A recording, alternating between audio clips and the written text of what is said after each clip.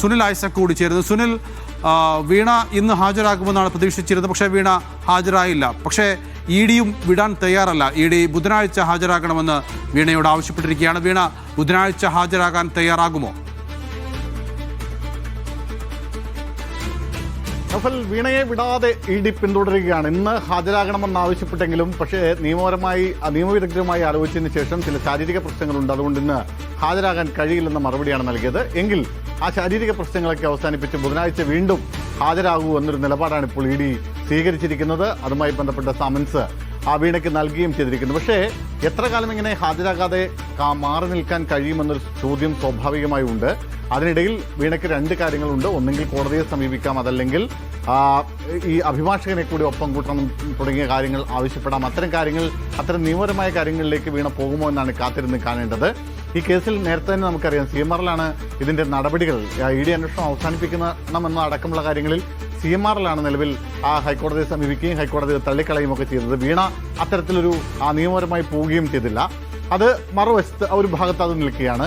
സ്വാഭാവികമായും കടുത്ത നടപടികളിലേക്ക് ഇ ഡി കടക്കുമോ എന്നതാണ് മറ്റൊരു ചോദ്യം. അങ്ങനെ ഏതെങ്കിലും തരത്തിൽ ചോദ്യം ചെയ്യലിന് ശേഷം മറ്റെന്തെങ്കിലും കടുത്ത നീക്കത്തിലേക്ക് ഇ ഡി പോയാൽ അത് വലിയ രാഷ്ട്രീയ പ്രത്യാഘാതങ്ങൾ കൂടി സൃഷ്ടിക്കുന്ന കേസാണ്.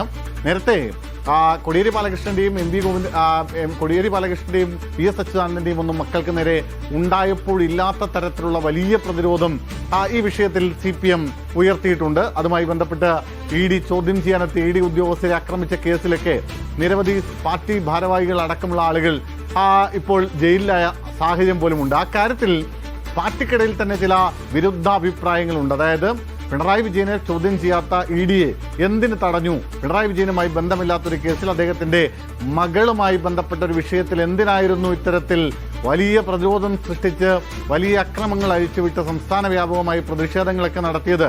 അത്തരമൊരു ആവശ്യമുണ്ടായിരുന്നോ? കേസിന്റെ വഴിക്ക് പോകട്ടെ എന്ന മുൻ നിലപാട് സ്വീകരിച്ചാൽ പോരായിരുന്നോ എന്ന ചോദ്യം സ്വാഭാവികമായും പാർട്ടി നേതാക്കൾക്കിടയിൽ പോലും ഉണ്ട് എന്നതുകൂടി നമ്മൾ ഈ അവസരത്തിൽ ചേർത്ത് വായിക്കേണ്ട കാര്യമാണ്. നേരത്തെ കോടിയേരിയുടെ മകന് എതിരെ ഇത്തരത്തിൽ ബിനീഷിനെതിരെ ഇത്തരം ഇ ഡി അന്വേഷണം ഉണ്ടായ ഘട്ടത്തിൽ അത് കോടിയേരിയുടെ മകൻ ഒരു വ്യക്തിയാണെന്നും അത് പ്രസ്ഥാനവുമായി അതിന് ബന്ധമില്ലെന്നും നിലപാട് സ്വീകരിച്ച പാർട്ടി, പക്ഷേ വീണയുടെ കാര്യത്തിൽ എന്ത് നിലപാടാണ്, എന്തിനാണ് ഇങ്ങനെ മറ്റൊരു നിലപാട് സ്വീകരിക്കുന്നതെന്നൊരു ചോദ്യം പരിഭാഗത്തുമുണ്ട്. പക്ഷേ അങ്ങനെയൊക്കെ ആകുമ്പോഴും വീണയ്ക്കെതിരെ ഏതെങ്കിലും തരത്തിൽ നീക്കമുണ്ടായാൽ വീണ പിണറായി വിജയന്റെ മകൾ എന്നതിനപ്പുറത്തേക്ക് CPMന്റെ മുതിർന്ന ഒരു നേതാവിൻ്റെ മുൻ മന്ത്രിയുടെ ഭാര്യ കൂടിയാണ്.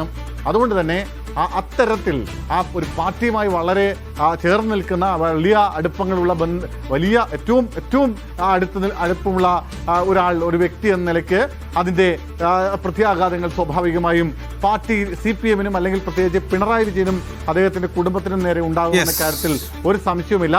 എന്തായാലും പരസ്യമായി വീണയെ സപ്പോർട്ട് ചെയ്യാനായി CPM ഇറങ്ങിയ സാഹചര്യത്തിൽ വീണയ്ക്കെതിരെ ഏത് തരത്തിലുള്ള നീക്കം ഉണ്ടാകുമ്പോഴും അത് CPMനെ കൂടി ഒരു ഭാഗത്ത് പ്രതിസ്ഥാനത്ത് നിർത്തും, അല്ലെങ്കിൽ പ്രതിരോധത്തിലേക്ക് CPM മാറേണ്ട ഒരു സാഹചര്യം ഉണ്ടാകും എന്ന ഒരു കാഴ്ച കൂടി അവിടെ ബാക്കി നിൽക്കുന്നുണ്ട്. എന്തായാലും ബുധനാഴ്ച വീണ ഹാജരാകുമോ?